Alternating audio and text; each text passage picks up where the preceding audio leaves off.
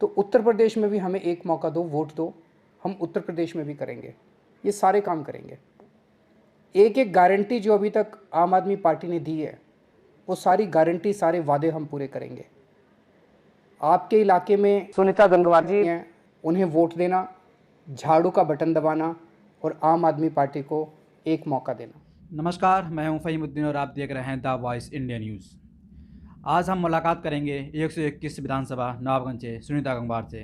हम काफ़ी बार आपको बता चुके हैं, ये अपने एनजीओ द्वारा और अपने लोगों की सेवा करने में काफ़ी चर्चित रही हैं। हर समय किसी न किसी गरीब की और किसी न किसी मुद्दे को लेके हर समय ये आगे रहती हैं। हर समय डीएम एसडीएम सबके पास जाके सबकी मदद करती हैं और ये 121 विधानसभा नवाबगंज से आम पार्टी की सदस्य हैं, मतलब प्रत्याशी हैं, जो कि वहाँ से काफ़ी डोर टू डोर जाके लोगों से मुलाकात कर रही हैं, उनसे बात कर रही हैं। हम जानते हैं कि इनका इस बार मुद्दा क्या रहेगा।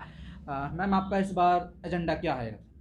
देखिए, मैं बार-बार बता चुकी हूँ कि इस बार नवाबगंज में एक बदलाव का एजेंडा है मेरा, क्योंकि बरसों से नवाबगंज जिनको बनाता आ रहा है, जिन जनप्रतिनिधियों को बनाता आ रहा है, आज फिर वो सब चुनाव के मैदान में है।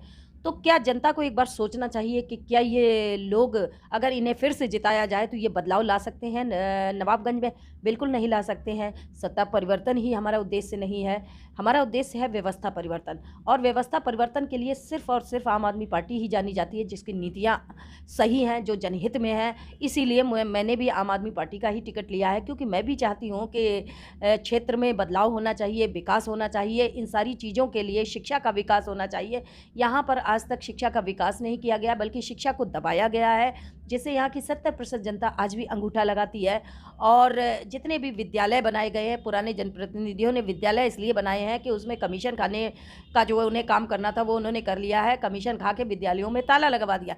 आज वो लोग विद्यालय की बात करते हैं, बड़ी हैरानी होती है, हास्यास्पद लगता है बात करना कि आपको जनता ने 25 साल मौका दिया, तब आपने विद्यालयों में ताले लगवाए हैं। अब आप शिक्षा की बात करते हैं और यूनिवर्सिटी की बात करते हैं कि यहाँ कृषि विश्वविद्यालय बनाएंगे। आप बताइए, 70% जनता को आप अंगूठा छाप बना चुके हैं, क्या उस जनता को आप विश्वविद्यालय भेजने का सपना दिखा रहे हैं? तो ये बहुत ही जनता के साथ बड़ा छलावा है। इस बार जनता यथार्थ में कोई काम कर सकता है, ये बात सभी को पता है, पूरा क्षेत्र जानता है कि सुनीता गंगवार के अलावा वास्तविकता में काम करने वाला कोई नहीं है। अब ये जनता को सोचना है कि उसे क्या तय करना है, कि इस छलावे में आना है या वास्तविकता को देखना है।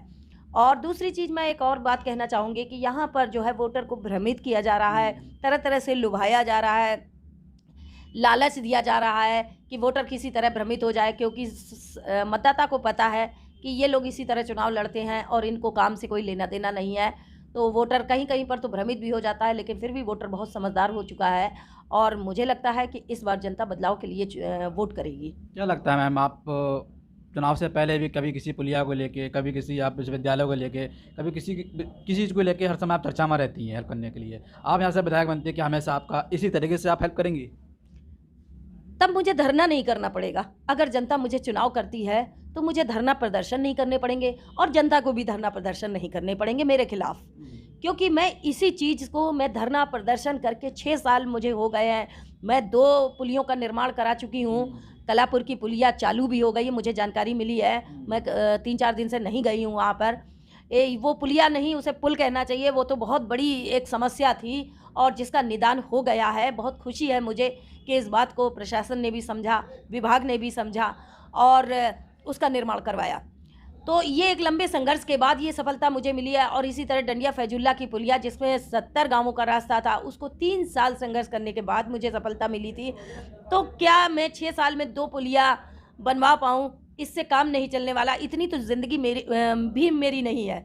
तो इसलिए मैं चुनाव के मैदान में आई हूँ कि एक बार जनता को भी जनता को मैं ये मौका देना चाहती हूँ, आपको एक ऐसा विकल्प देना चाहती हूँ कि जो आपके लिए, इस बदलाव के लिए कार्य करेगा। आपको धरने प्रदर्शन नहीं करने पड़ेंगे, मुझे भी नहीं करने पड़ेगा। जब ये पावर मेरे पास होगी तो मैं केवल आदेशित करूँगी और वो सारे काम होंगे।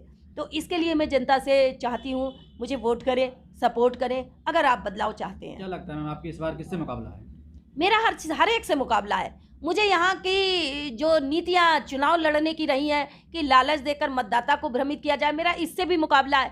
मेरा अशिक्षा से मुकाबला है कि यहाँ की जनता अशिक्षित है, वो अपने सही जनप्रतिनिधि को चुनने में उसकी अशिक्षा आड़े आ रही है। मेरा इस चीज़ से भी मुकाबला है। मैं हर एक रूढ़िवादिता से मेरा मुकाबला है। जो एक रूढ़िवादी सोच है कि नेता जो बने, जनप्रतिनिधि हमारा होना चाहिए, वो मेरी जान पहचान का होना चाहिए।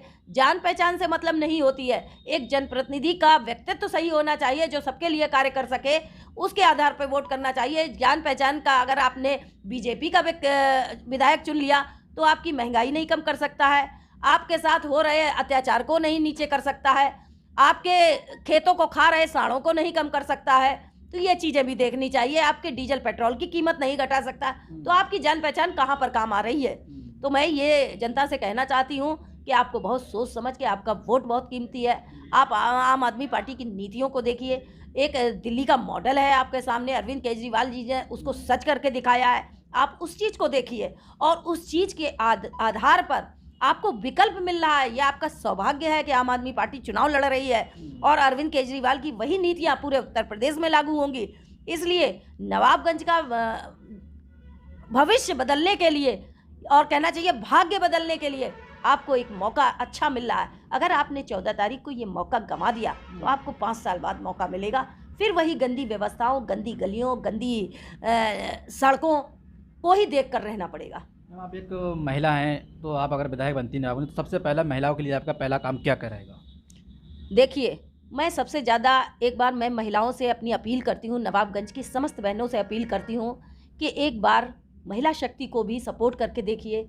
सबसे ज़्यादा हमारा जो महिला वर्ग है वो कमज़ोर है, क्योंकि हमारा महिला वर्ग यहाँ पर जितना भी है वो एक तो अशिक्षा का शिकार है। और आज भी मैं गाँवों में इंटीरियर में जाती हूँ कि बेटियाँ आज भी स्कूल नहीं जाती हैं, पढ़ नहीं रही हैं। मैं सबसे ज़्यादा चाहती हूँ कि मैं अपने समाज की, अपने पूरे नवाबगंज क्षेत्र की समस्त बेटियों को मैं उच्च शिक्षा तक पहुँचाना चाहती हूँ। वो पढ़ें, क्योंकि एक महिला पढ़ती है, एक बेटी पढ़ती है तो समझिए पूरा परिवार पढ़ता है। जब एक बेटी शिक्षित होती है, उसकी शादी होती है, वो एक गृहिणी बनती है, तो वो अपने बच्चों को भी शिक्षित करना चाहेगी। जब महिला ही अशिक्षित होगी तो वो अपने बच्चों को शिक्षित नहीं कर पाएगी। इसलिए महिलाओं की शिक्षा पर मैं विशेष रूप से ध्यान दूंगी। और दूसरी चीज़ है, मैं महिलाओं की सुरक्षा पर ध्यान दूंगी, क्योंकि हमारी जो बहन बेटियां हैं कहीं निकलती हैं तो अपने आप को असुरक्षित महसूस करती हैं। तमाम घटनाएं भी आपने देखी होंगी, बीजेपी का शासन रहा है, कितनी घटनाएं महिलाओं के साथ, बेटियों के साथ रही हैं। उनकी सुरक्षा को लेकर बड़ा सवाल बीजेपी सरकार पर खड़ा हुआ है। तो उस सुरक्षा को एक महिला से ज़्यादा कोई अच्छी तरह से नहीं देख सकता है। और ये भी मैं बताना चाहूँगी कि जब जब धरती पर अत्याचार बढ़ता है तो हमेशा नारी को ही फिर उसकी कमान संभालनी पड़ती है। मैम, क्या लगता है जब प्रियंका गांधी ने भी एक नारे दिया था कि लड़की हूँ, लड़ सकती हूँ, किस पे क्या कुछ फर्क पड़ेगा?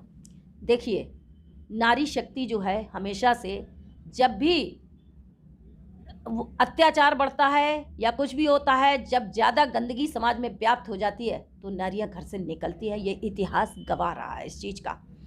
तो प्रियंका जी भी एक नारी हैं। अगर वो इस तरह का उन्होंने नारा दिया है तो वो उन्होंने अपनी पार्टी के लिए दिया है। बाकी नारी शक्ति किसी से कम नहीं है, बस उसको समझने की ज़रूरत है। तो इसके लिए मैं इस बार ये कहूँगी कि यहाँ पर भी मैं भी एक नारी हूँ और मैं अपने क्षेत्र की समस्त महिलाओं से, बेटियों से, बहनों से अपील करती हूँ कि मातृशक्ति को मजबूत करें।